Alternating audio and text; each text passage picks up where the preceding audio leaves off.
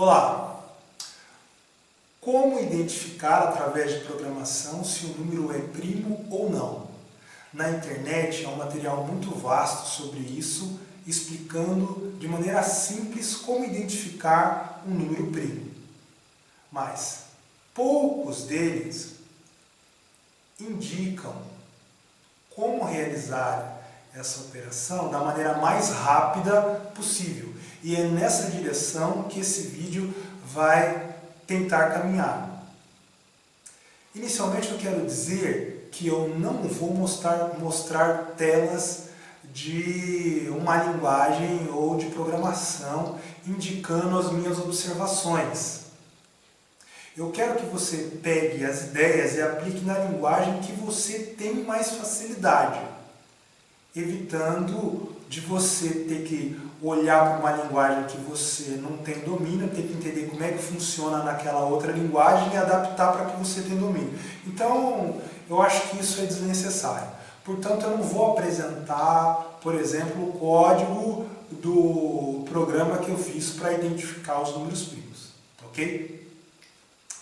Beleza, então vamos começar pelas primeiras considerações em relação aos números primos. Os números primos constituem um grupo onde o único número primo que é par é o número 2. Todos os primos seguintes são ímpares. Todos os primos são ímpares.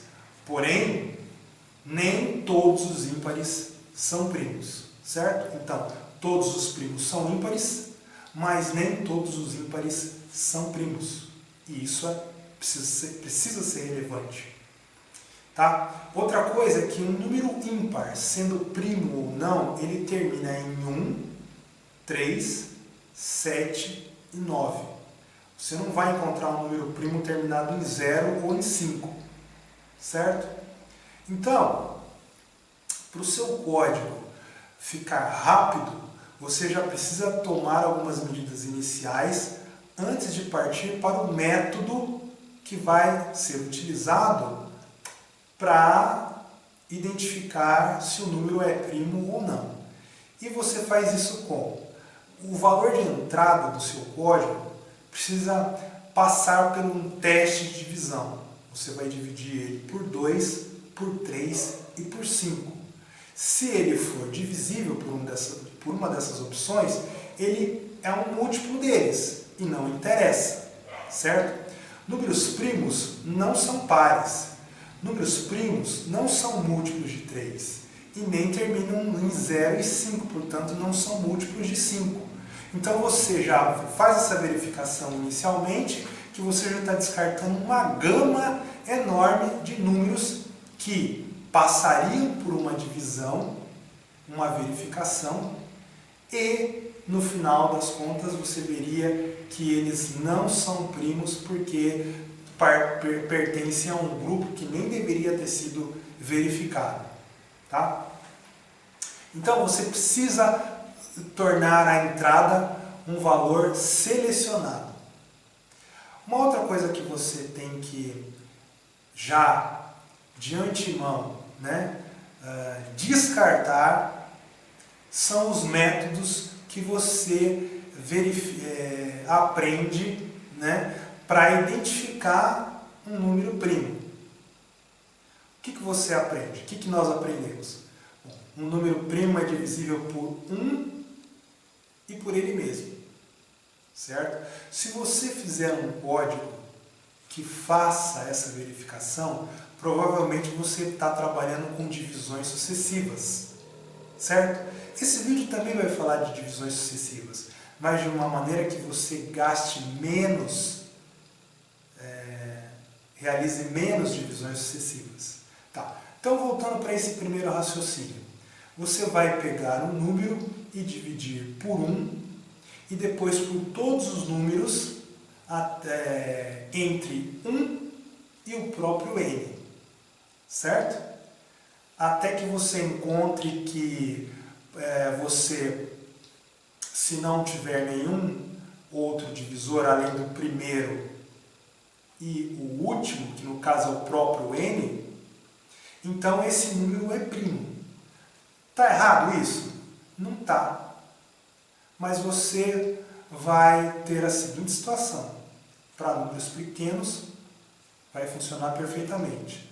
Para um número que seja grande, também vai funcionar, mas vai demorar muito para verificar, muito tempo para verificar. Imagine que para verificar um número com um dígito só, você vai precisar fazer 5 divisões, como é o caso do número 5. Por exemplo, você vai ter que dividir valores entre 1 e 5 para verificar se ele é primo. Beleza. Você vai fazer isso bem rápido com o seu código, se ele estiver baseado nesse raciocínio. Mas se o número que você for verificar possuir 6 dígitos,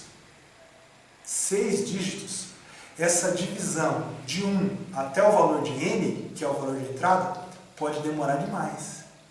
Então é o seguinte, todo método que você, toda programação que você fizer no sentido de dividir por 1 até dividir por n, precisa ser descartado.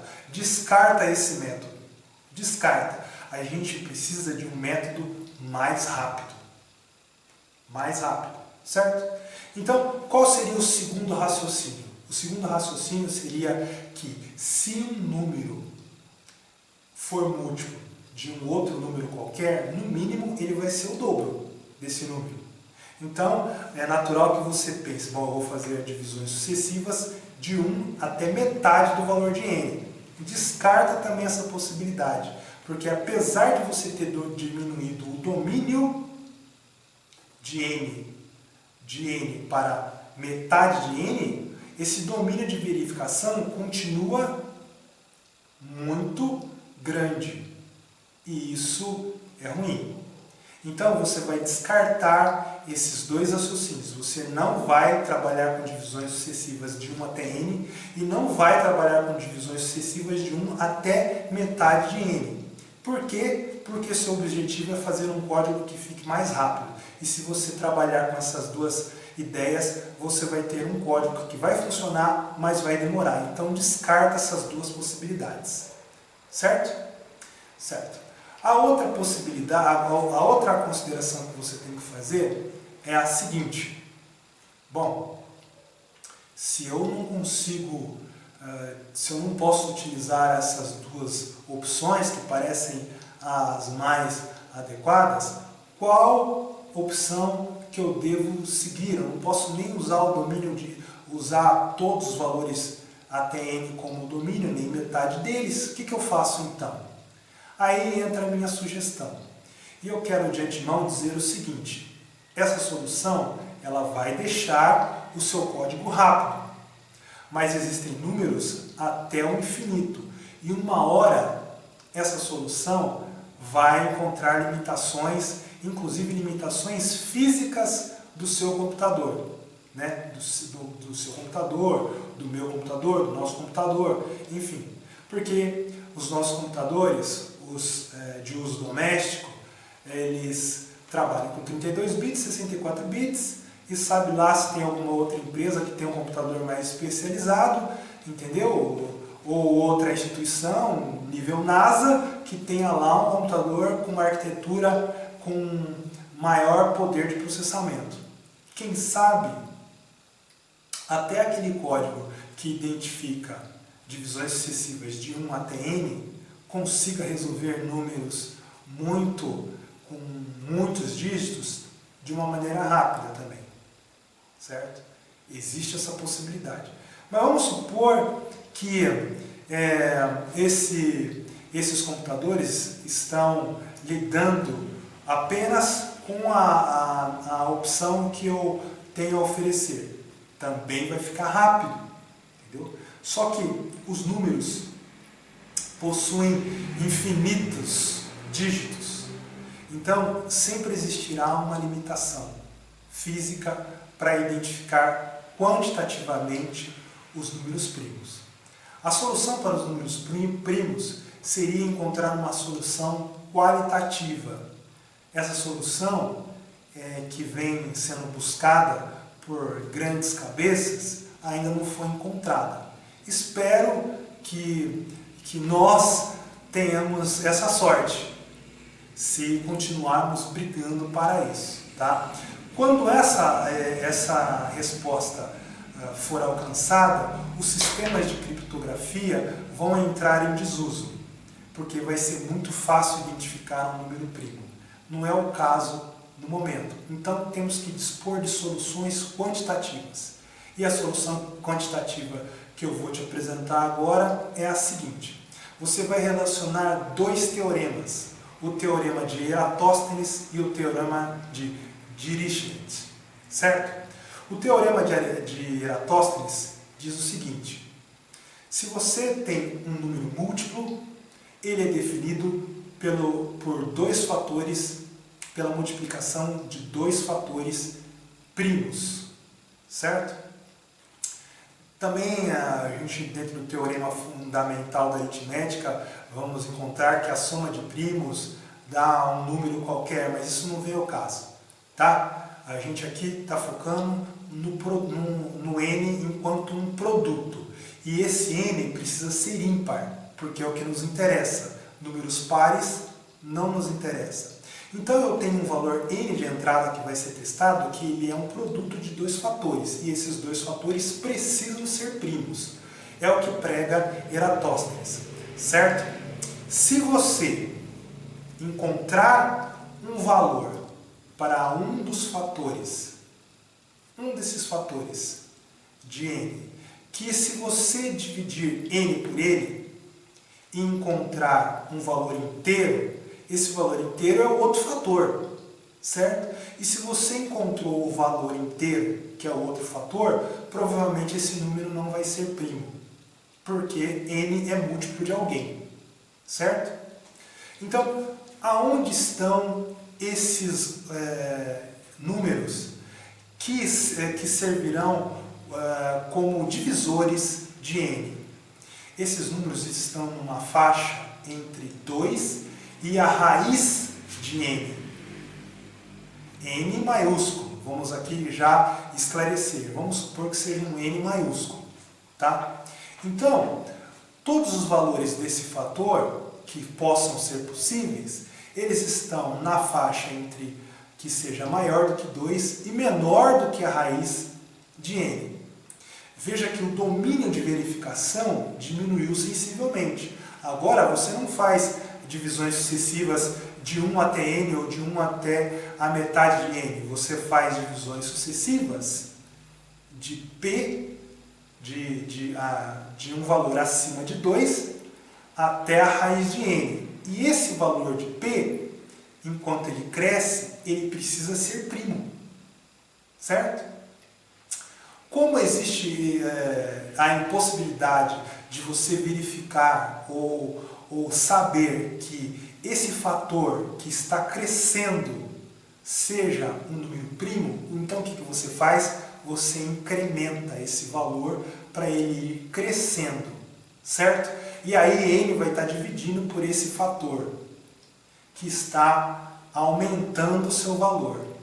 Então, quando n dividir por todos esses valores desse fator que está entre 2 e a raiz de n e não encontrar uma resposta, um resto zero ou um valor inteiro, então n pode ser classificado como um número primo, tá? Qual o problema disso? Bom, eu vou chamar esse fator que está sendo utilizado como divisor de n de p, tá?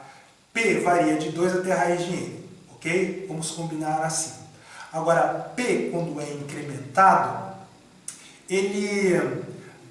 você vai ter que estipular um valor para esse incremento. No caso, para você varrer todas as possibilidades, seu incremento vai valer 1 inicialmente. E esse valor, e o problema está aí, justamente aí. É isso que vai deixar o seu código também um pouco mais lento. Porque P, quando for incrementado de 1, você está trazendo de novo para os divisores de n, os números pares e os números ímpares que não são de interesse, que no caso são os múltiplos de 3 e os múltiplos de 5 também, certo? Você vai estar trazendo os primos? Vai, mas você vai estar trazendo para a divisão também uma quantidade de números que não é interessante. E como você enxugar essas possibilidades para o valor de P da melhor maneira possível, certo?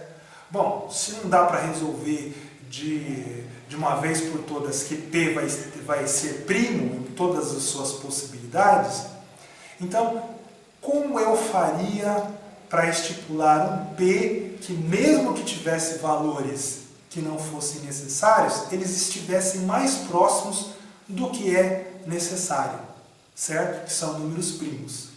E aí que entra o teorema de Dirichlet. Por quê? Porque Dirichlet, ele tem uma teoria mais avançada que prova que os números primos, se existem, eles pertencem a uma progressão aritmética de razão K, certo? Então a gente tem ali um AA vezes K mais um B, certo? Essa é a expressão para a progressão aritmética. Agora, tem vários valores dentro dessa expressão aritmética, essa expressão algébrica, desculpe. Tem várias possibilidades para essa expressão algébrica, que atendem ao modelo AK vezes B. A que nos interessa são as do tipo 6K mais 1 e 6K menos 1. E por quê? Porque esses valores de 6K mais 1 e 6K menos 1 definem uma progressão aritmética onde os números primos podem estar presentes ou não. Certo? Então, vamos fazer um pequeno exemplo. Supondo que K seja 1. 6 vezes K, 6 mais 1, 7. É primo. K igual a 2. 6 vezes K, 12. Mais 1, 13. Agora, K igual a 3. 6 vezes 3, 18. Mais 1, 19. Repara que a razão entre 7, 3 e 19 é 6.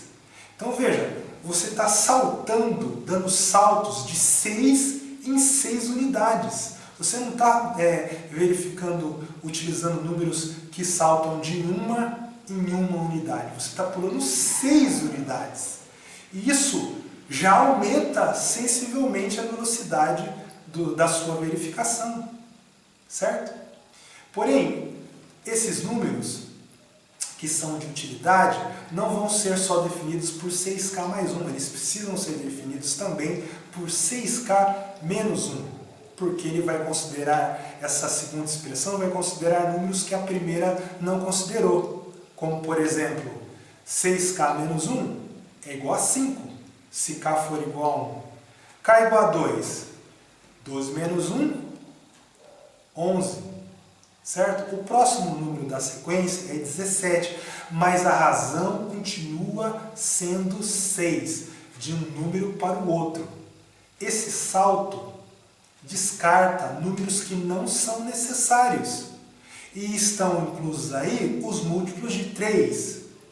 Infelizmente, e a natureza quis assim, os múltiplos de 5 ainda pertencem a esses grupos. Certo? Raiz quadrada pertencem a esses números. Mas nessa progressão, os números estão amarrados por 6 unidades. Você precisa de um valor de raiz quadrada colocado numa sequência, porque quando ele for incrementado de mais 6 unidades, ele pode eventualmente dar um número que seja primo e que seja de interesse para a verificação de n. Certo? Então, essa é a proposta que eu quero que você utilize para aumentar a velocidade do seu código. trabalhar o valor de P em função de K, onde você vai definir P por 6K mais 1 ou 6K menos 1, certo? Isso é muito legal. E outra coisa que eu preciso que você entenda é o seguinte, você precisa definir o N por 6K mais 1 e por 6K menos 1. Porque lembra que eu disse que nem todos os números que estão na primeira progressão, 6K mais 1, estão na 6K menos 1 e vice-versa. Então você precisa fazer essa verificação paralela. E outra coisa mais, como eu estou dizendo paralela, já serve de gancho. Você não pode fazer as verificações primeiro das opções de 6K mais 1 e depois fazer as verificações de 6K menos 1. Aí você também não está sendo produtivo no que diz respeito à velocidade. Você precisa dar um jeito de fazer essa verificação paralela. O valor de K tem que ser o mesmo nas duas progressões e ser consultado nas duas progressões ao mesmo tempo. Então, se K for 1, ele tem que ser 1 para 6K menos 1 e para 6K mais 1 já na sequência. Quando mudar para 2, quando o valor de 2 for o valor de K, essas progressões também precisam ser atualizadas paralelamente. Porque senão você corre o risco de você gastar muito tempo para dividir N por um fator que é o maior dos dois fatores. Entendeu? Sendo que você já podia ter esbarrado no menor dos fatores e já ter verificado se o número é múltiplo ou não. Então é importante você fazer a verificação em paralelo. Isso também vai aumentar muito a velocidade do seu código. Certo? Bem, na essência é isso que eu queria dizer. Tá ok? É claro que quando você sujeitar o seu N a um valor de P, que trabalha com o teorema de Dirichlet e vai de um valor acima de 2, que no caso você nem vai utilizar 3, porque 3 não é considerado na progressão de Dirichlet. Se você encontrar um valor de P que varia de 2 até a raiz de N, considerando Dirichlet, considerando as divisões dessas duas progressões, puxa cara, seu código vai ficar rápido. Porém, ele tem uma limitação, que é a limitação física do computador, como eu havia mencionado, certo? Então, eu sugiro isso para você e espero que você seja a mente que encontrou um próximo primo na nossa realidade aqui, certo?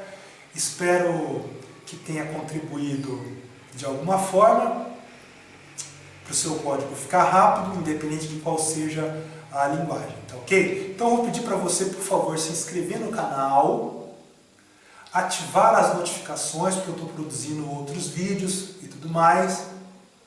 E fique ligado que vem mais conteúdo aí pela frente. Boa sorte, continue estudando. Se você tem interesse, né, procure outros métodos de verificação que a internet chama de peneira. Eu basicamente utilizei a peneira de Eratosthenes e relacionei com os conceitos de Dirichlet, mas tem aí umas outras aí que trabalham com logaritmos e até exponenciais.